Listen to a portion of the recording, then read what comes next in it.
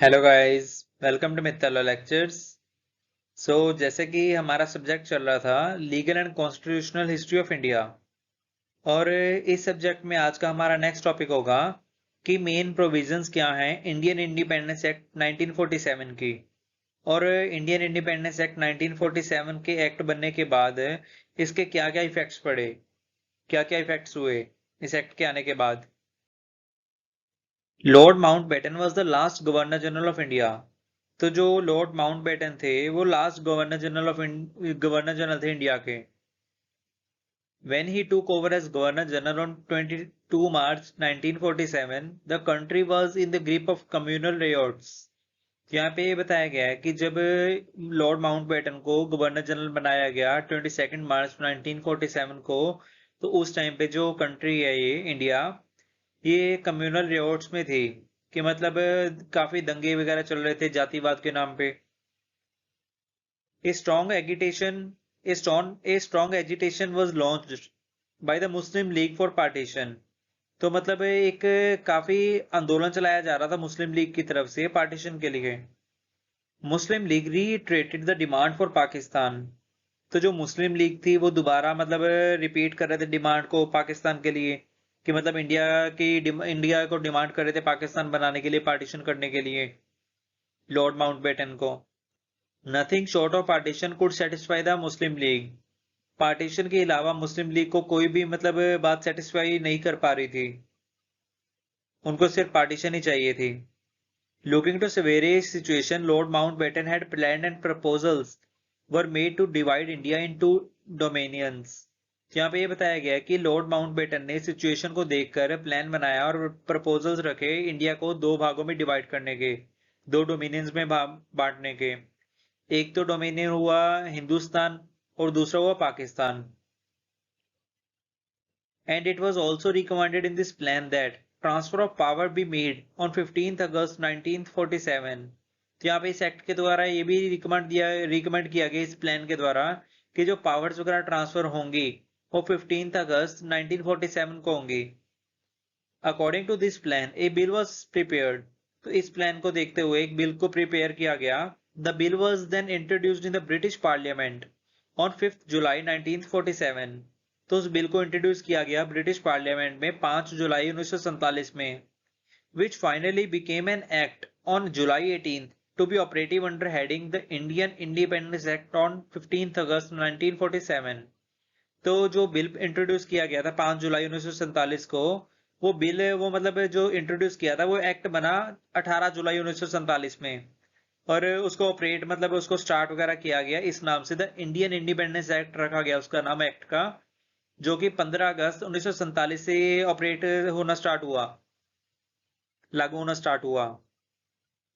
अब हम बात करेंगे इस एक्ट की मेन प्रोविजंस की। In the Indian independence act 1947 there were at all 20 sections and 2 schedules. तो इंडियन इंडिपेंडेंस एक्ट 1947 में 20 सेक्शंस और 2 शेड्यूल्स हैं। Its main provisions were as follows. अब हम इस एक्ट की मेन प्रोविजंस के बारे में बात करेंगे। सबसे पहले इसमें प्रोविजन है इंडिया है डिवाइडेड इनटू 2 डोमेनियंस। यहाँ डोमेनियंस की जगह डोमेन्स भी लिख सकते हो आप। कि इंडिया को दो कंट्रीज में बांटा गया, दो डोमेन्स में बांटा गया, हिंदुस्तान और पाकिस्तान, इस एक्ट के द्वारा। The responsibility of Pakistan was given to Mohammad Ali Jinnah on 14th August 1947। तो जो पाकिस्तान की रिस्पॉन्सिबिलिटी थी वो मोहम्मद अली जिन्ना को दे दी गई 14 अगस्त 1947 को, जिस वजह से जो पाकिस्तान है वो 14 अगस्त को अपना इंडिपेंडेंस डे मनाता है। And the responsibility of Hindustan was given to the Indian leaders on 15th August 1947 by the governor general. और जो हिंदुस्तान की रिस्पॉन्सिबिलिटी थी वो इंडियन लीडर्स को दे दी गई 15 अगस्त 1947 ईस्वी में। तो इस वजह से जो इंडिया है, इंडिया अपनी इंडिपेंडेंस 15 अगस्त को मनाई जाती है इंडिया में। और ये जो रिस्पॉन्सिबिलिटीज पाकिस्तान और हिंदुस्तान की दी गई थी ये गवर्नर जनरल के द्वारा दी गई थी। After 14th August 1947, there was no right of British Empire on both the dominions। तो यहाँ पे ये भी बताया गया है सेकंड प्रोविजन में कि 14 अगस्त 1947 के बाद ब्रिटिश एम्पायर के पास कोई भी पावर्स वगैरह, कोई भी राइट्स वगैरह नहीं थे दोनों की दोनों डोमेनियंस पे, ना हिंदुस्तान पे ना पाकिस्तान पे। With the enforcement of this act, the India was completely free from the control of British Empire. इस एक्ट के इन्फोर्स होने के बाद जो इंडिया है वो completely फ्री हो गया ब्रिटिश एम्पायर के कंट्रोल से. The appointment of Governor General in each of the two new countries as representative of the crown was made by the crown. तो जो गवर्नर जनरल की अपॉइंटमेंट की गई दोनों की दोनों कंट्रीज में, हिंदुस्तान और पाकिस्तान में, ये क्राउन के द्वारा, क्राउन के ही रिप्रेजेंटेटिव को अपॉइंट किया गया as a governor general. The boundaries of both the dominions were determined. तो दोनों के दोनों जो डोमिनियंस हैं, हिंदुस्तान और पाकिस्तान, उनकी बाउंड्रीज वगैरह को बताया गया इस एक्ट के जरिए. The conferral of complete legislative authority upon the respective constituent assemblies of the two new countries. तो जो भी मतलब कॉन्फ्रेंस वगैरह की गई कंप्लीटली लेजिस्लेटिव अथॉरिटी वगैरह जो है कॉन्स्टिट्यूएंट असेंबलीज वगैरह दोनों कंट्रीज की, उन्होंने इस पे डिस्कशन वगैरह की. Until the time of framing of new constitution. और जब तक न्यू कॉन्स्टिट्यूशन फ्रेम नहीं होता तब तक the new dominions and the provinces thereof were to be governed by the Government of India Act 1935. जब तक न्यू कॉन्स्टिट्यूशन को फ्रेम नहीं किया जाता और उस टाइम तक न्यू डोमिनियन हिंदुस्तान और पाकिस्तान में और उनकी जो आगे स्टेट्स वगैरह होंगी उनमें जो उनको स्टेट्स को या कंट्रीज को गवर्न किया जाएगा गवर्नमेंट ऑफ इंडिया एक्ट 1935 के according. The office of secretary of state for India was abolished. तो जो इंडिया स्टेट का सेक्रेटरी था उसका जो ऑफिस था उसको अबॉलिश कर दिया गया और उसकी जगह एक न्यू पोस्ट निकाली गई. The secretary of commonwealth of nations was created. एक न्यू पोस्ट निकालेगी. The legislature of each dominion was given full powers to make laws for that dominion. तो हिंदुस्तान के पास हिंदुस्तान के लिए लॉ, मतलब हिंदुस्तान के लिए लॉ वगैरह बना सकते थे हिंदुस्तान में, और उनके पास पावर्स दी गई हिंदुस्तान के लीडर्स वगैरह को, इंडियन लीडर्स को. और जो पाकिस्तान के लीडर थे मोहम्मद अली जिन्ना और बाकी भी लीडर्स जो थे उनको पावर्स दी गई कि वो लॉ वगैरह बना सकते हैं पाकिस्तान के लिए. No act of parliament of UK passed after the 15th August 1947 would be extended to the territories of new dominions. तो कोई भी ऐसा एक्ट जो यूके पार्लियामेंट के द्वारा पास किया जाएगा 15 अगस्त 1947 के बाद, वो न्यू टेरिटरीज जो हैं इंडिया मतलब हिंदुस्तान और पाकिस्तान, इन पे मतलब वो लागू नहीं होगा. The discretionary powers of Governor General were withdrawn with effect from 15th August 1947. तो जो गवर्नर जनरल की डिस्क्रिशनरी पावर्स वगैरह थी उसको विड्रॉ कर लिया गया 15 अगस्त 1947 से, ये पावर्स उनसे वापस ले ली गई. The special powers of provinces were abolished. तो कुछ प्रोविंसेस को स्पेशल पावर्स वगैरह दी गई थी कुछ प्रोविंसेस के लिए, उनको अबॉलिश कर दिया गया. Powers were delegated to governor general to issue ordinance in an emergency. तो पावर्स वगैरह डेलीगेट की गई गवर्नर जनरल को कि वो ऑर्डिनेंस वगैरह इशू कर सकते हैं, रूल्स एंड रेगुलेशंस वगैरह, लॉज वगैरह बना सकते हैं इमरजेंसी के टाइम पे. सच एन ऑर्डिनेंस में be effective up to 6 months.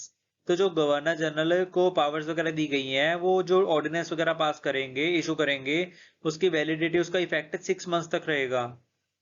The agreements with the tribes of the north west frontier province of India were to be negotiated by the new dominions. तो जो भी agreements वगैरह tribes के साथ हुए थे जो नॉर्थ वेस्ट फ्रंटियर वगैरह थे स्टेट्स वगैरह के, तो उनको उनके साथ नेगोशिएट किया गया, उनको न्यू जगह वगैरह डोमिनियंस वगैरह दी गई. जैसे हम इसको ऐसे बोल सकते हैं कि जो लोग हिंदुस्तान के पार्ट में रहते थे बट उनकी प्रॉपर्टी पाकिस्तान में थी, तो उनको पाकिस्तान में जो प्रॉपर्टी उनकी थी उसके बराबर हिंदुस्तान में प्रॉपर्टी उनको दी गई. The act provided for the continuance of service of the government servants appointed on or before 15th August 1947 under the government of new dominions with full benefits. तो इस एक्ट के द्वारा जो गवर्नमेंट सर्वेंट्स थे उनकी जो सर्विसेज कंटिन्यू हो रही थी इस 15 अगस्त से पहले या 15 अगस्त के बाद या 15 अगस्त वाले दिन, वो गवर्नमेंट जो थी न्यू डोमिनियंस के हिसाब से मतलब चलना था उनको, और फुल बेनिफिट्स वगैरह दिए जाने थे न्यू कंट्रीज के रूल्स एंड रेगुलेशंस के हिसाब से. All the treaties or agreements in force at the passing of the act were lapsed. तो जो भी ट्रीटीज या एग्रीमेंट्स वगैरह थे इन फोर्स थे इस एक्ट को पास करने के टाइम पे, उन सभी को लैप्स कर दिया गया, खत्म कर दिया गया. The existing instrument of instructions to the governors and governor general were lapsed. तो जो भी इंस्ट्रूमेंट्स वगैरह मतलब जो इंस्ट्रक्शंस वगैरह दी गई थी गवर्नर्स को या गवर्नर जनरल्स को, वो सारी के सारी लैप्स कर दी गई, खत्म कर दी गई. A partition committee formed with 2 representatives from each side. तो जो पार्टीशन कमेटी को फॉर्म किया गया, दोनों की दोनों कंट्रीज के दो दो रिप्रेजेंटेटिव थे, and the governor general in the chair to decide about the division of Indian armed forces. तो जो गवर्नर जनरल थे वो मतलब उनका ये डिसीजन था कि जो डिवीजन होगी इंडियन आर्म्ड फोर्सेज की वो कैसे होगी। However British forces were out of this scope. तो जो इसको देखकर जो ब्रिटिश फोर्सेस हैं उनका मतलब इससे कोई लेना देना नहीं था, उनको इसमें नहीं रखा गया। डिवीजन के टाइम पे उनको नहीं बांटा गया ब्रिटिश फोर्सेस को, ओनली इंडियंस को ही बांटा गया। Provisions were made for the division and boundaries of Bengal, Punjab and Assam on the basis of popular opinion. तो जो प्रोविजंस वगैरह बनाई गई कि डिवीजन वगैरह बाउंड्रीज वगैरह जो बंगाल पंजाब और असम की होंगी, वो पॉपुलर ओपिनियन क्या है कि मतलब जो मेजोरिटी का डिसीजन है वही बाउंड्रीज वगैरह और डिवीजन वगैरह उसी के हिसाब से की गई। Okay guys, thank you for watching my video. Please subscribe, share my channel.